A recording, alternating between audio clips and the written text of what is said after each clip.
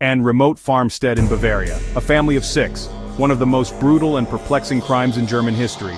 Over a century later it remains unsolved. Welcome to Hinterkaifeck.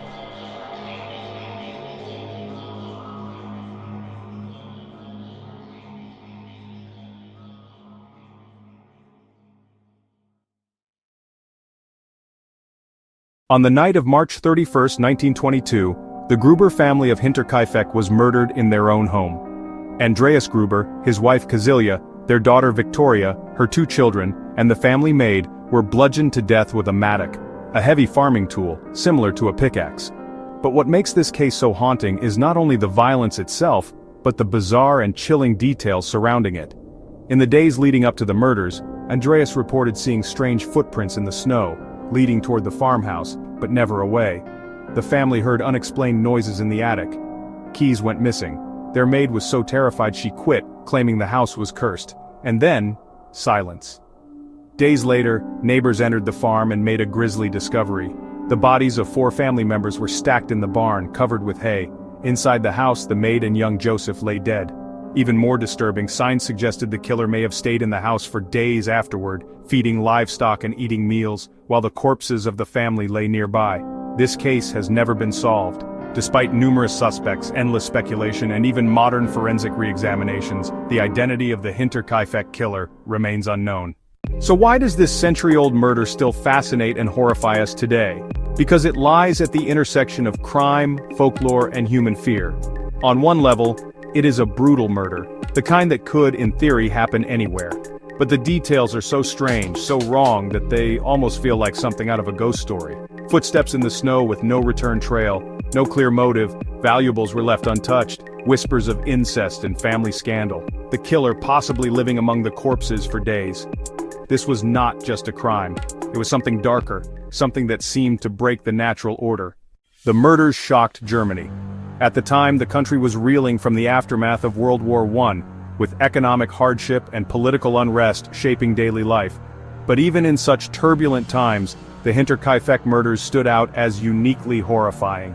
To this day, true crime enthusiasts, historians, and paranormal researchers still pore over the evidence. Some believe it was a neighbor seeking revenge, others think it was tied to Victoria's rumored relationships. A few suggest the work of a vagrant or even a serial killer passing through, and then, of course, there are the legends. Ghosts, curses, or something even stranger haunting the farm. So settle in, because this is not just another murder story. This is Hinterkaifeck, the farm where secrets lived and where death came silently in the night.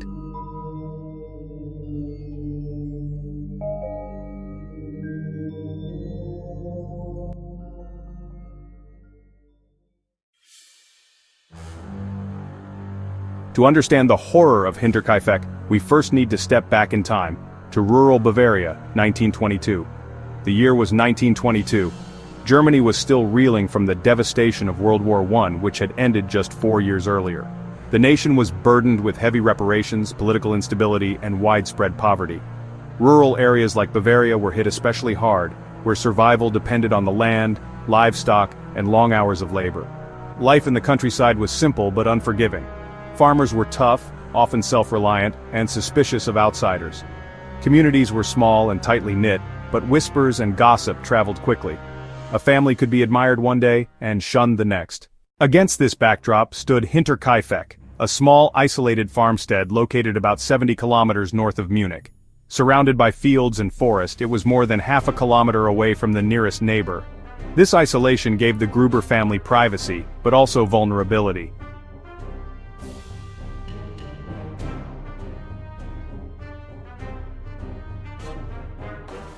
The farm itself was typical of the era, a main farmhouse connected to a barn, stalls for cattle and pigs, a loft for hay storage, outbuildings scattered across the property. But what set Hinterkaifeck apart was its isolation. The farm was not along a main road, but hidden down a forest track. The nearest village, Kaifeck, was small, with fewer than 500 residents. People rarely had reason to visit Hinterkaifeck unless they were delivering supplies, helping with farm work, or stopping by for church matters. At the center of the story was Andreas Gruber, a 63-year-old patriarch. He was by all accounts a difficult man. Neighbors described him as harsh, controlling, and quick-tempered. Some even said he was disliked in the community. Despite his age, Andreas was still strong, still working the farm, and still exerting authority over everyone in the household. His wife, Kazilia, was 72 years old. Unlike her domineering husband, she was known as quiet and pious. But by 1922 she was frail and weary, having endured years of her husband's strict control. Their daughter, Victoria Gabriel, was 35. Widowed during World War I, she lived on the farm with her parents and her two children, Kazilia Jr., a bright 7-year-old girl, and Joseph, just 2 years old. Victoria was a striking figure in the case, educated, musically talented, and admired by many in the nearby village of Groburn. She sang in the church choir and was one of the few in the community who could play piano. But Victoria's life was complicated. Her relationship with her father Andreas was troubled, and rumors spread of incestuous abuse, a dark stain on the family's reputation. The final member of the household was the maid, Maria Baumgartner, who arrived at the farm on the very day of the murders. She was replacing the previous maid, who had quit in fear after hearing strange noises in the attic.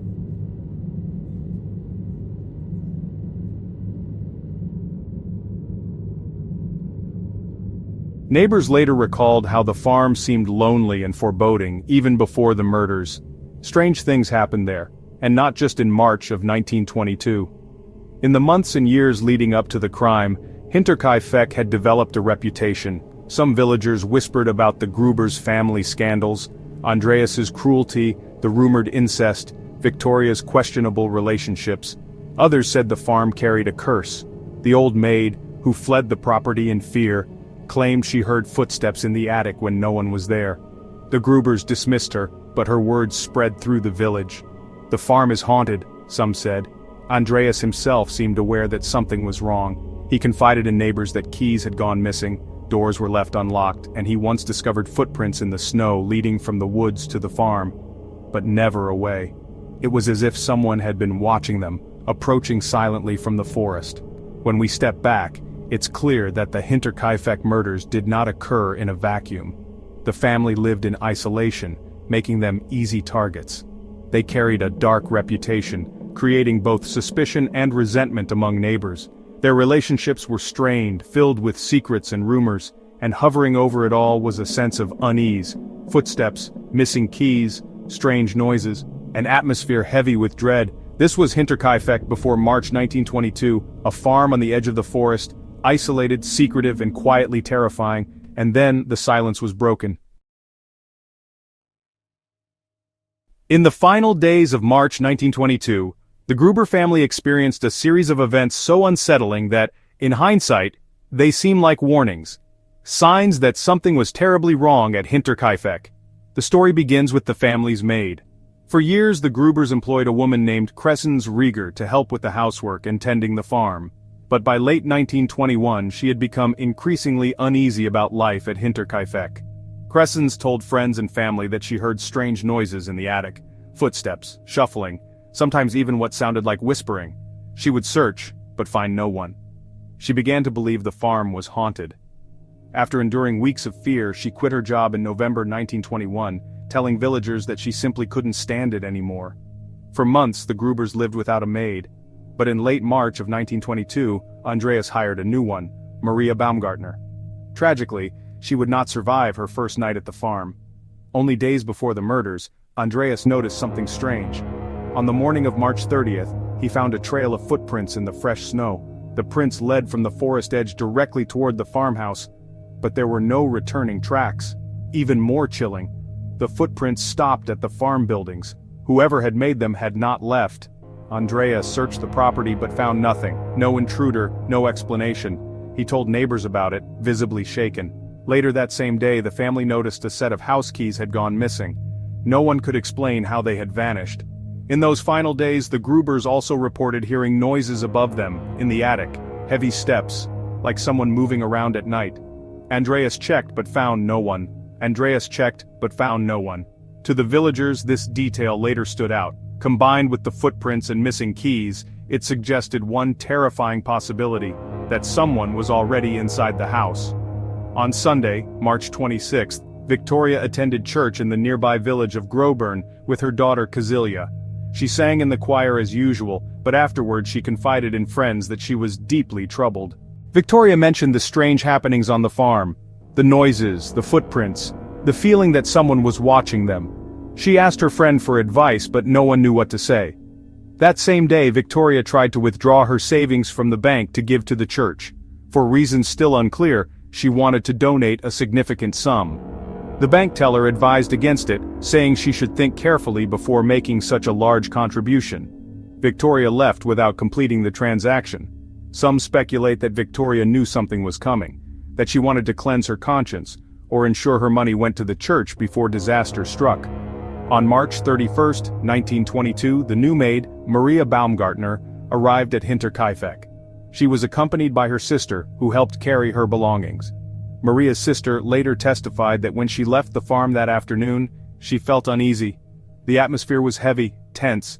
She would never see Maria alive again. That same day, young Kazilia Jr. did not attend school, though no one knew why.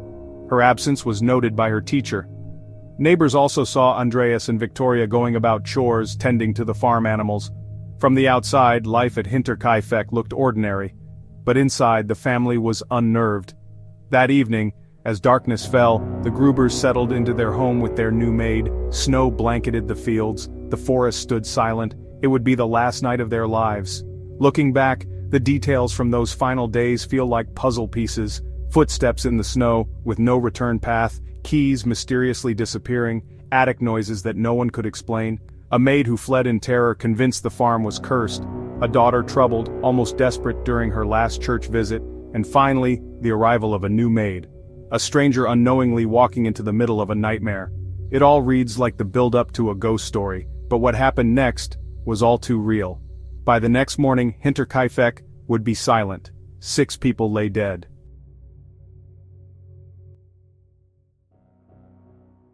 On the night of March 31st, 1922, death came to Hinterkaifeck. A family of 6, murdered in one of the most brutal and mysterious crimes in German history. The exact timeline of the murders has never been fully established, but investigators pieced together a probable sequence based on the positions of the bodies, the evidence left behind, and chilling signs found at the scene. The attack began in the barn. One by one, members of the family were lured outside, possibly by noises or a disturbance. Andreas Gruber was likely the first to go. He was struck with a mattock, a heavy, axe-like farming tool. His skull shattered. His wife, Kazilia, followed. She too was bludgeoned to death. Then came Victoria, their daughter. She was struck multiple times, her face disfigured by the blows.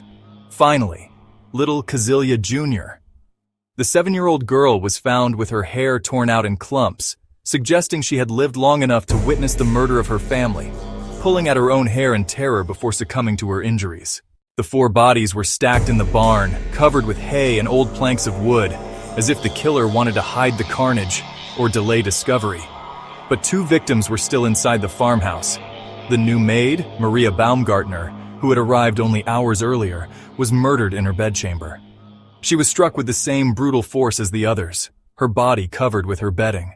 And in the crib lay Joseph, just 2 years old. He, too, had been struck in the head. In a single night, 6 lives were extinguished.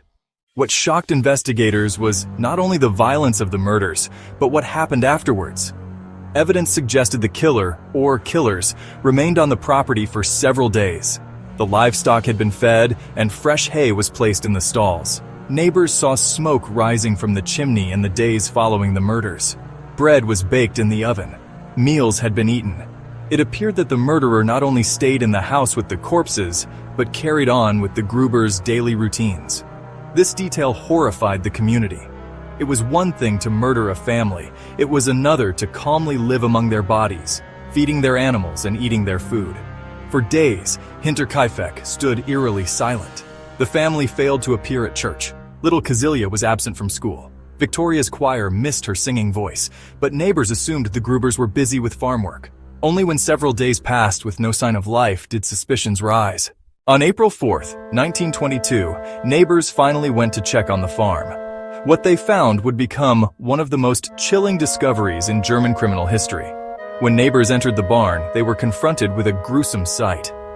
Beneath hay and wooden planks lay the bodies of Andreas, Kazilia Sr., Victoria, and little Kazilia Jr. Inside the farmhouse, they found Maria and Josef, both brutally murdered. The scene was chaotic and horrifying. Blood stained the floors. The barn was eerily quiet, as though death itself lingered in the rafters. But what disturbed the neighbors most was the uncanny normalcy of the farm. The cows were fed. Fresh milk sat in buckets. The dog was tied up, barking anxiously but alive. Meals had been cooked. It was as if the Grubers were still alive, but they weren't. When police arrived later that day, they were stunned by the brutality of the crime. The weapon, a mattock, was later found hidden on the farm. But no fingerprints, no clear evidence, no obvious suspect. Investigators were baffled. There was no sign of robbery. Money and valuables were left untouched. There was no clear motive. Even more chilling, neighbors recalled that Andreas had complained of footsteps in the snow, missing keys, and noises in the attic just days earlier. It raised an unsettling possibility that the killer had been hiding in the house before the murders, watching, waiting. The discovery of the Hinterkaifeck murders shocked Bavaria.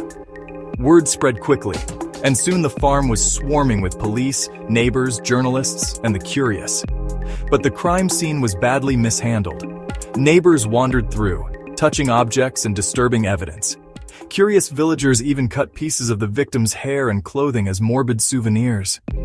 The farm, already haunted by whispers and dread, became a mausoleum, a place forever associated with horror.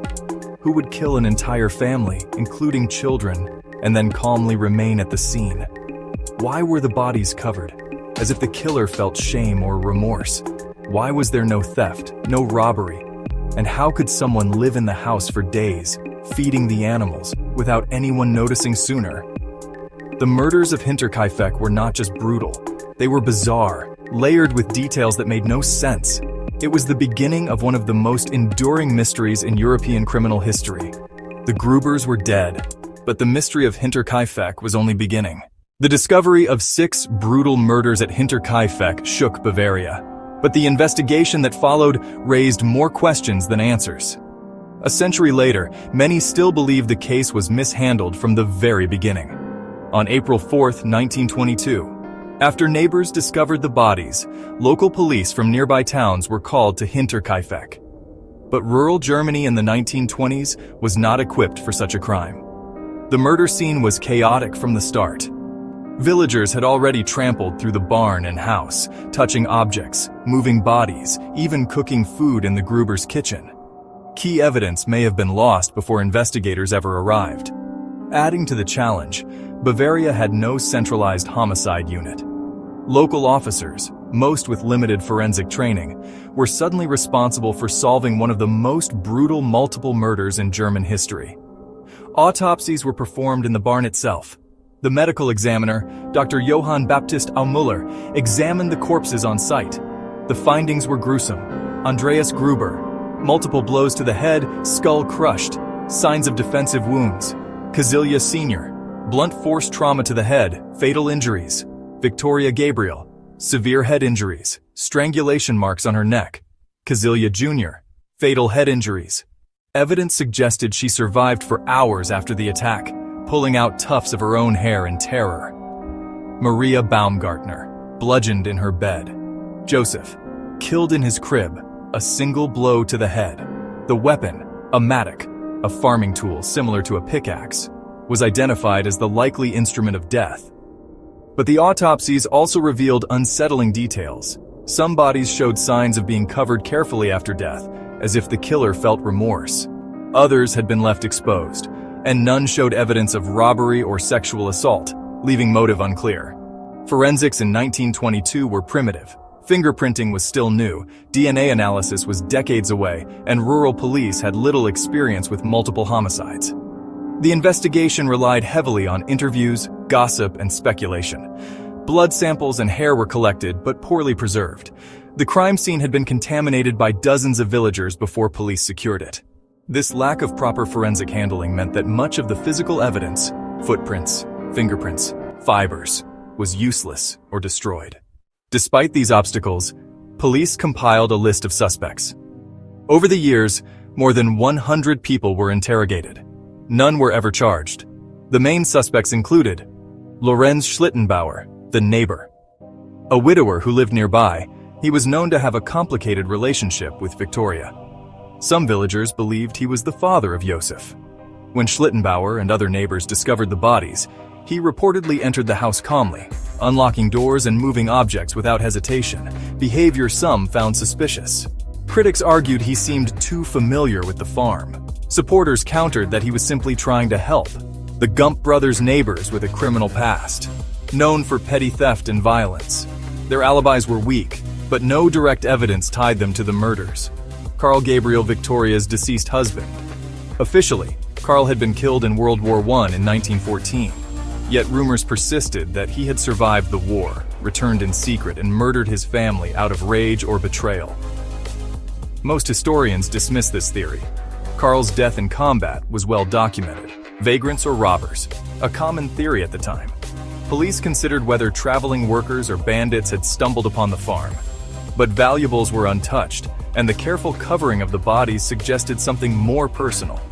Among all suspects, Lorenz Schlittenbauer remains the most controversial. He had been romantically involved with Victoria after her husband's death.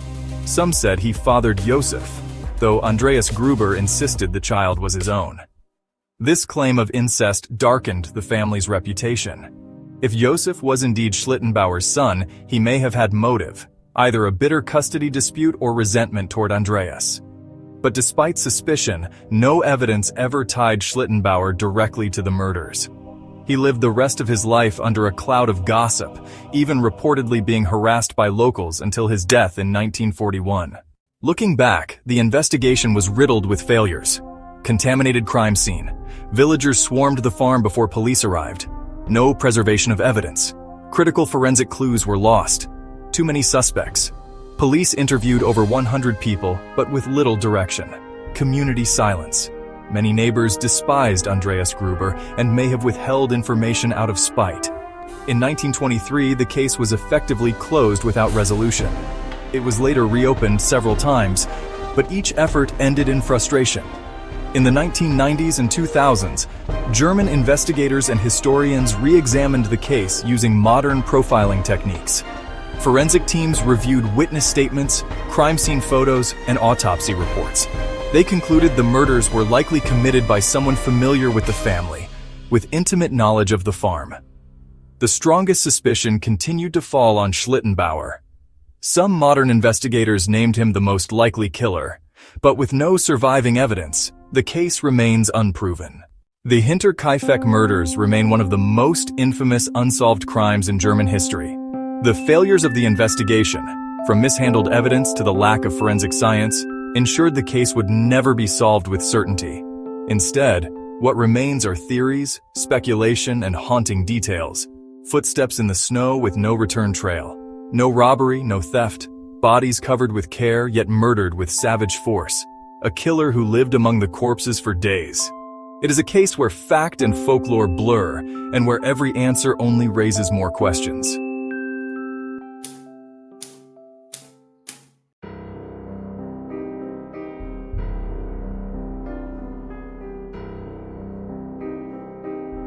The murders at Hinterkaifeck left behind a crime scene but no clear answers. Over the past century, countless theories have emerged, attempting to explain what happened on that isolated farm. Some are grounded in evidence, others in rumor, and a few wander into the paranormal. Let's explore them all. The most enduring theory centers on Lorenz Schlittenbauer, the neighbor who discovered the bodies. The case against him. He had a romantic history with Victoria. He may have been Josef's father, but Andreas Gruber insisted the child was his, suggesting an incestuous relationship with Victoria. If Josef was indeed Schlittenbauer's son, the bitter custody dispute could provide motive. His behavior after discovering the bodies seemed suspicious. Witnesses said he unlocked doors with ease and showed little fear, as if he already knew what he would find. The case against this theory. Schlittenbauer cooperated with police throughout. No physical evidence tied him to the murders. His willingness to help may have been misinterpreted as suspicious. Modern criminal profilers often return to Schlittenbauer as the strongest suspect, but suspicion is not proof. Another early explanation was robbery. Rural farms often kept valuables hidden inside. The case for robbery? The isolated location made the farm an easy target. Vagrants and drifters often passed through Bavaria after World War I. The problems? None of the family's money, jewelry, or livestock was stolen. The covering of the bodies suggests a personal crime, not a simple burglary. For most experts, robbery is one of the weakest explanations. The Gump brothers, neighbors with a record of violence, were also investigated. The case for them? They were known troublemakers with criminal histories. They could have been capable of violence, even mass murder. The case against them? No evidence tied them to the scene. Their alibis, while weak, were never fully disproven. The Gump brothers remain side characters in the story. Possible, but unlikely.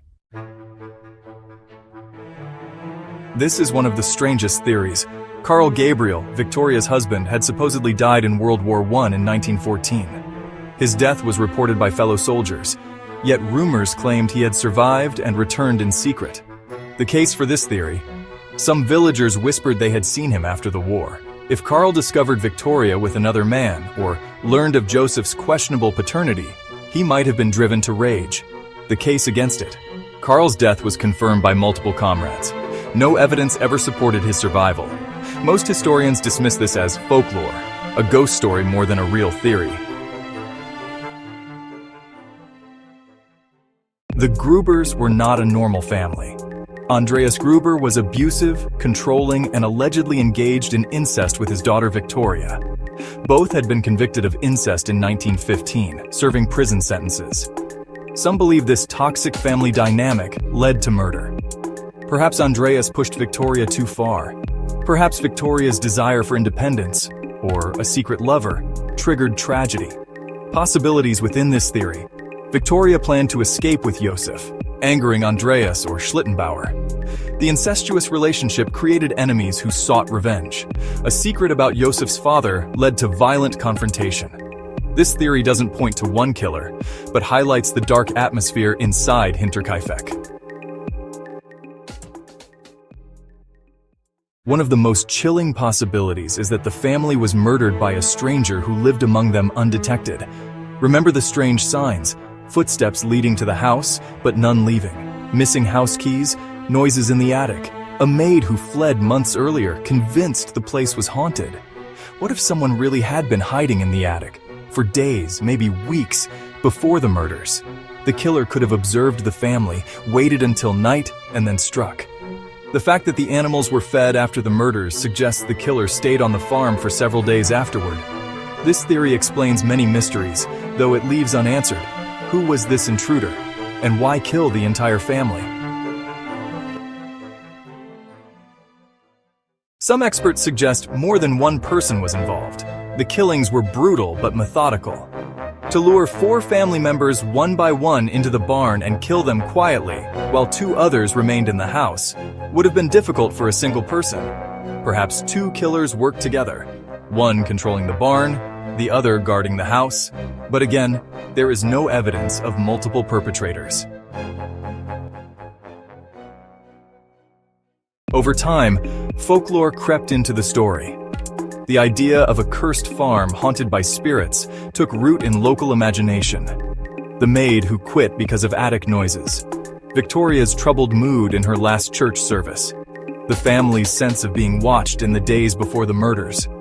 The eerie detail of Kazilia Jr. pulling out her own hair in terror before dying. For some, Hinterkaifeck became less a crime scene and more a ghost story. Was the farm itself cursed? Did supernatural forces drive someone to madness?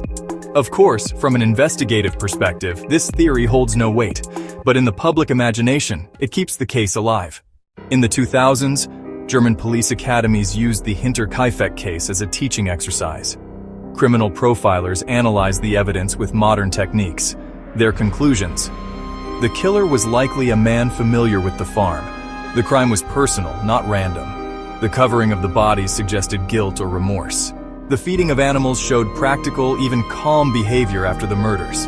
In short, Someone close to the family, perhaps Schlittenbauer, remains the strongest candidate. Every theory has holes. None fully explains the footprints, the attic noises, the missing keys, or why the killer stayed at the farm. This is why the Hinterkaifeck murders endure, not as a closed case, but as a labyrinth of half-answers. In the end, every theory leaves us with the same chilling truth. 6 people were slaughtered on a remote farm, and their killer vanished into history.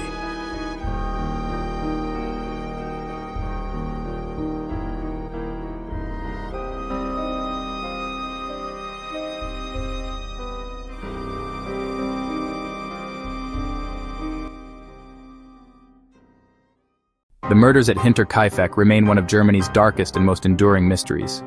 More than a century has passed, yet the story refuses to fade away. Why does this case continue to haunt us? The original buildings of Hinterkaifeck were demolished in 1923, just a year after the murders. Neighbors couldn't bear the sight of the farm, and the family's relatives didn't want the cursed land to remain standing.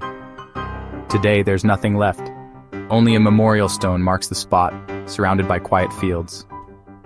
Visitors often leave flowers, candles, or notes, turning the site into a place of pilgrimage for true crime enthusiasts, historians, and the curious. The absence of the house itself only deepens the mystery. With the physical evidence gone, all that remains are photographs, police records, and speculation. The case was covered heavily in Bavarian newspapers of the 1920s, but over time it grew into folklore. Villagers told ghost stories about the farm, and the tale of the haunted attic passed through generations. In the late 20th century, books and documentaries revived interest. Each retelling added new layers. Some focused on the brutality of the crime, others on the eerie premonitions and ghostly legends. The murders even inspired films and novels, blending fact and fiction. In German culture, Hinterkaifeck has become the archetype of the unsolved country house murder, a story both frightening and strangely captivating. Despite the century that has passed, investigators haven't completely given up. In 2007, German police trainees reopened the case as part of a criminology project. They used modern profiling techniques and reached the conclusion that the killer was almost certainly someone from the local community, most likely Lorenz Schlittenbauer. In 2017, descendants of the victims petitioned to have the skulls of the murdered family members re-examined with DNA technology. Unfortunately, the remains had been lost or destroyed during World War II, eliminating any chance of new forensic breakthroughs. The official verdict remains unchanged. The perpetrator was never found. Why the case endures. The Hinterkaifeck murders hold a unique place in true crime history because of the combination of elements. The isolation, a remote farm in the Bavarian woods, cut off from neighbors, creates the perfect stage for horror. The foreshadowing, the missing keys, the attic noises, the maid's fear, the footprints in the snow, every detail feels like a ghost story. The brutality, 6 people, including children, slaughtered with a farm tool. The aftermath, the killer staying on the property, feeding animals, living among the dead. The mystery, no suspect was ever convicted, leaving endless space for imagination. It is this blend of fact and folklore, horror and history, that makes Hinterkaifeck unforgettable. For many in Germany, Hinterkaifeck has become more than a crime. It's a cultural symbol. It represents rural isolation, hidden family secrets, and the dark side of human nature. In Bavaria, the story is often told in hushed tones, as if the ground itself remembers. For true crime fans worldwide, it stands alongside cases like Jack the Ripper or the Dyatlov Pass incident, puzzles with missing pieces that may never be solved. The fields of Hinterkaifeck are quiet now. The farmhouse is gone. The voices of the Gruber family have long since faded. Yet the mystery endures, whispered from generation to generation. Was it jealousy, revenge, madness, or something darker that claimed their lives? We may never know, but the silence of Hinterkaifeck still speaks, reminding us that some secrets are destined to remain unsolved.